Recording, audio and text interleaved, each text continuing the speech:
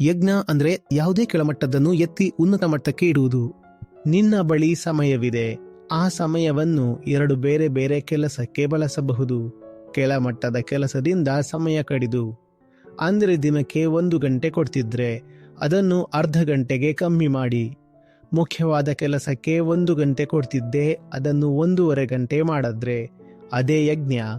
ಮಕ್ಕಳ ಓದು, ನಿನ್ನ ಓದು ಅಥವಾ ಪುಸ್ತಕಗಳನ್ನು ಖರೀದಿಸುವುದಕ್ಕೆ 1,000 ರೂಪಾಯಿ ಇಡ್ತಿದ್ದೆ. ಇನ್ನೂ 1,000 ರೂಪಾಯಿ ತಿಂಗಳಿಗೊಮ್ಮೆ ಕುಟುಂಬದ ಜೊತೆ ಸಿನಿಮಾ ಹೋಗೋಕೆ ಇಡ್ತಿದ್ದೆ. 5 ಜನ ಇದ್ರೆ 2,000 ಹೋಗುತ್ತೆ. ಈಗ ನೀನು ಆ ಸಿನಿಮಾ ಖರ್ಚಿನಿಂದ ಹಣ ತೆಗೆದು ಮಕ್ಕಳ ಪುಸ್ತಕಗಳಿಗೆ ಹಾಕಿದ್ರೆ ಅದೇ ಯಜ್ಞ.